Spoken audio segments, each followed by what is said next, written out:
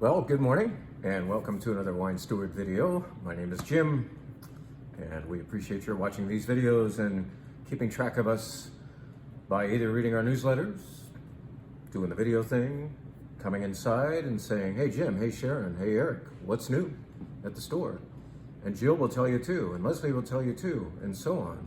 We have a wonderful staff who is ready to meet you and indulge you with great wine ideas. So don't just watch the video, get your butt in here. Get your butt upstairs and enjoy some nice wines up on our wine bar mezzanine where the menu changes every week. That's the value of having so many different wines down there. We want to get them up here like a dozen at a time and get them on a menu weekly, on a weekly basis. So what I have right here is one of the wines on the wine bar menu offered only by the glass so that you will fully know this beautiful Rioja. I will describe it in a little more depth later, but let's treat another subject first. Let's remind you once again that we carry some fine food items, including tuna. And you're saying, what the hell? I can get tuna at the grocery store. I don't think you can get this tuna at the grocery store. And maybe you're not all that turned on about tuna, except you know it's healthy to eat it, but you know, it can be mushy. The big, large production stuff out there can be junk. And so when it comes to the idea of eating a salade niçoise, you're not on board. Why? Because you're anticipating tuna, which is an integral ingredient of the salade niçoise. You're expecting tuna that's mush and basically shit. This is not shit. This is the good shit from Spain, Spanish tuna. In fact, it says so in Spanish, atún claro. Let's turn it around so we can all read it. And maybe even have a look at the picture right there. Can you tell that as it comes out of the can, it comes out in one big chunk. And this stuff is solid. It has wonderful firmness. It's packed in light olive oil. And your salad niçoise consists of hopefully maybe butter lettuce, maybe some romaine, but I like butter lettuce. I grew some myself this year, and so we were enjoying this just a few days ago. And in fact, we had a naysayer at the table saying, I don't eat tuna. And she'd never had this kind of tuna. And we converted her. She said, oh, I didn't know tuna could be like this. At any rate, a bed of lettuce is the platform, and ultimately you're gonna be eating it, for some nice olive oil. That could be all you use for a dressing. Really, really good olive oil. Some cracked black pepper, some kosher salt. But let's remember these other important salade niçoise ingredients, some of which we don't sell, but you can, thankfully, find at Trader Joe's of all places, haricots verts. They're these little green beans, and they're in the salad item department over there, the cold veggies. And those are really skinny, really little green beans that you just blanch. You don't want to like cook them thoroughly, but you just cook them till the fork goes through them, and then stick them in ice water real quick, and they keep their color. Those are great. Do the same thing with the smallest potatoes you can find, the little baby guys.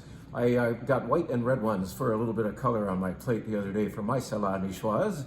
And then olives, really good olives would kill it. Olives not packed in salt water or brine, but that are in olive oil. That's what you want. You want the good olives done that way.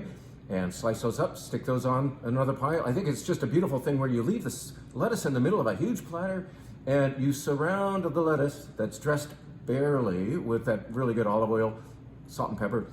You surround it with all these different wonderful salade niçoise food groups, if you will. So let's see, I can't remember if I've named them all, but obviously the tuna is the most important part. Oh, good tomatoes would be good. I had lousy tomato year for me, but I had enough really intensely flavored tomatoes on the vines to pick and use the homegrown stuff, and so on. So look up the recipe if you can't remember all those ingredients, but do this kind of tuna. Don't do the mushy stuff that you see at most chain stores out there. So just saying. All right, hey, what would be really good with that salade niçoise? Why don't we keep this tuna up here, but let's get fancy and European again, atún claro. Let's tell you about this wine that just arrived. In fact, I don't even have it in the system yet, but telling you about it in the video will encourage me to get it into the system. This is by a producer named Denobel in the central Loire Valley of France. And it is obviously a rosé. I can tell you, having tasted it, it is a dry rosé. And I can tell you also that many, many rosés kind of lose the character of the red grape from which they are made. Yes, rosé is typically made with red grapes, right? And just a little bit of skin contact confers this beautiful pale color instead of a week or two of skin contact, making a red wine. So it could be just hours or perhaps one day of contact with the skins, then we remove the juice from the skins, get it fermenting, and make beautiful rosé. Well, most, not all, but many, let's just say many red grapes don't necessarily confer their full attitude on their rosé wines. In other words, when you have Pinot Noir, for instance, I can't say for sure that those Pinot Noir rosés always taste like Pinot Noir to me. They're beautiful, they have wonderful texture, but they don't necessarily retain the character that you would have in the full-blown red version thereof. So, in this wine, you do get the character of the red version. This is made of a grape called Pinot Denis. Pinot Denis, and look at the spelling, I'll get that closer to you. You can see that Pinot is spelled differently, P-I-N-E-A-U. I'm not looking at it, I don't have my reading glasses on, but I think that's it, Pinot Denis.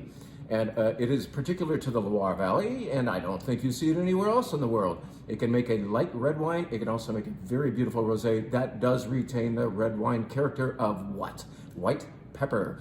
Yes, it's delicate with beautiful strawberry fruit, but there's this extra thing that says, hey man, I'm Pinot Denis with a nice delicate white pepper thing. And it would be so nice to go with the salade niçoise. Why don't you try that?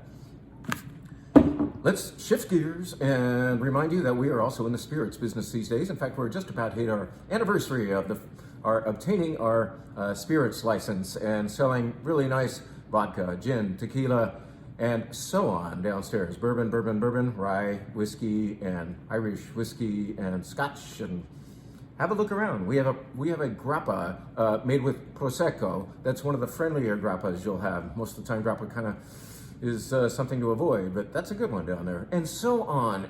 Eric is especially astute on our selection, and he would be happy to show you the various items down there. And I didn't even mention Eric's favorite, which would be rum, I believe. I think he's one of Pleasanton's greatest users of really good rum. Did you know rum could be actually really good? Let's tell you about two Mexican spirits right now, and what you're expecting me to put up, probably, I would think, is what? Tequila, right? So there it is, tequila. Did you know that all tequila is mezcal, but not all mezcal is tequila? That's because tequila in particular must be made of the blue Weber agave plant, whereas mezcal can use other agave plants, species thereof.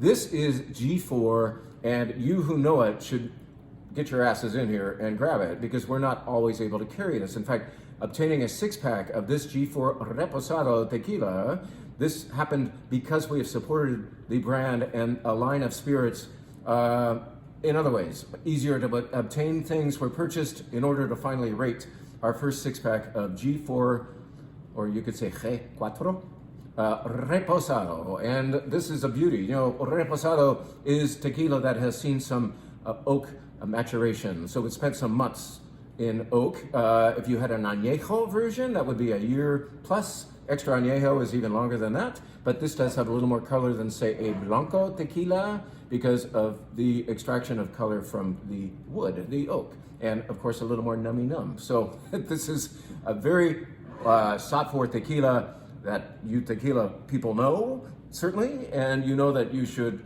pounce when you can. Let me show you something many of you have never even heard of. A very beautiful bottle. In fact, the local people actually wove this cloth part down here. I have a bottle of this at home, and when it goes empty, I'm gonna have a hard time throwing it away.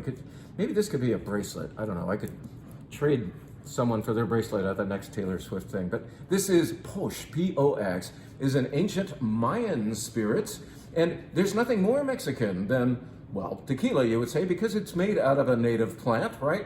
This is made out of a fairly native plant too. Do you know who developed corn? The Mexicans, way back when. Thousands of years ago, corn was developed. It was selected from this weed called teosinte, I believe they call it. And selection after selection finally came up with an ear of corn, something that would bear something useful to eat and to make push with. So this is thought to be something like Mexican whiskey because of the corn element here. It is gorgeous. The palate feel, this this is so wine steward, even though we're talking about spirits right now, and we find you things that you've never heard of that are really tasty, right? So, of course, you've heard of tequila, now you've heard of Posh. You ought to check both of these out while you can. Quick mention of a few wines, not all the wines on our wine bar menu this weekend. This wine that I've only been smelling so far. I'm not starting my day with sparkling wine for once. And what a smell. This smells a little bit like a leather couch. Is that appealing to you or not? But it is also something of wine. It's also a wine that I would like to sit on a leather couch and enjoy and just have kind of leather couch sensations times two. But it would be at its best with a plate of roast lamb. Lamb shank would kill it with this. So would chorizo, so would tortilla española. What am I talking about? What is this wine? I mentioned it earlier. It is from the most famous wine region of Spain called Rioja. This is more specifically from Rioja Alta, the northernmost part of that beautiful wine region. This is made of Tempranillo. It is made by perhaps the most classical producer of Rioja. Classical in that it was done in American oak, and believe it or not, that is the most classical way to make Rioja. Spend a good amount of time in it. The American oak is pronounced, but it fits in beautifully with the Tempranillo grape. Tempranillo and oak are very, very good friends. There are some wines that you want to minimize oak, in fact, maybe not even use it, like a good Rhone wine. But in the case of Bordeaux grapes and Tempranillo, oak is an integral feature of the wine. So this is made by Lopez de Herrera, kind of a hard word to say, name to say, and they are in the train district, or the train station district of Aro, Rioja. This is where several great wineries, including Muga and others, are all lined up on one little street. You can walk from one to the other. La Rioja Alta is also there, and you can taste at all of these wineries that are near a train station for some reason. Why? Because over 100 years ago, when Bordeaux was the first country to be suffering from the phylloxera infestation and grapevines were dying by the millions, Bordeaux turned to Spain, northern Spain, to put their wine into their Bordeaux bottles and still call it Bordeaux. So, in fact, there was a train taking carloads of Rioja wine up to Bordeaux during that time to kind of save their butts for a while, until of course Spain got the infestation just a few years later. But in the meantime, Rioja to the rescue for Bordeaux. Bordeaux doesn't admit this all the time, but that's why all of these old classical wineries are located right by the Aro train station on one street there. Very convenient, right? Anyway, great wine too, by the way. I mean, fun story, but I'm finally gonna have a sip. This is a wine to decant. This bottle stayed open overnight. It is better today. So when you take it home and you prepare lamb, if you're doing a braised or roasted lamb shank, you can spend about 4 or so hours making that meal. Why not decant this wine that entire time? What should we tell you about now? Oh, how about one wine that's in the white wine flight? This is freaking gorgeous. We only brought in 2 cases of this Premier Cru Chablis by Bengler is the producer, and it is from Vaillon. Vaillon is one of the great Premier Cru sites in Chablis. So Chablis is in northwest Burgundy, and it is made of 100% Chardonnay, but it's not like the Chardonnays we typically make here. It's not oaky buttery, it's more precise due to the Kimmeridgian limestone that proliferates there and the cooler weather. And this is beautiful, pristine, well-framed wine that ends our white wine flight. I didn't tell you about the other 4, but this is what you can anticipate while sipping all of those, including a beautiful Gruner Veltliner, by the way. All right, so that's one wine in the white wine flight. We are doing a red wine flight that's kind of unique for the wine steward, and we're realizing, why is it unique for us? Why aren't we doing this more often? Because so many of you do like a good bottle of Cab, and many of you are willing to spend, let's say, $30 or so for a good bottle of Cab. So these are all in the $30, maybe $28 to $40 range, 5 wines in a row that are Cabernet or Cabernet based. And I'm just gonna tell you about 2 of them. This is the swan song for this wine that I've told you about before, called LTL, standing for Larger Than Life. It is made by Upchurch Winery. You could say it's their second label Cabernet. It's made entirely of Cabernet Sauvignon and grows entirely on a little appellation in Washington State called Red Mountain. And it is really good, impactful beautiful cab that if the Napa Valley was making it, they'd be charging 3 times as much for this gorgeous effect. And I'm calling it the Swan Song because Upchurch is no longer being represented in California, at least for the time being. I hope they will come to their senses and get some wine down here again. But in the meantime, all we have down there on the shelf is all we have of this gorgeous Cabernet that you should pounce on. So try this in the red wine flight or have a glass or both. And another one I'd like to talk about is a shout out to a Livermore Valley producer who makes all Livermore Valley based wines except for this. And this is 100% Cabernet, I believe, made by Jen and Tony Deluman out at Madison Vineyards. And for this, they go to the Napa Valley, perhaps the most famous place in the United States for Cabernet.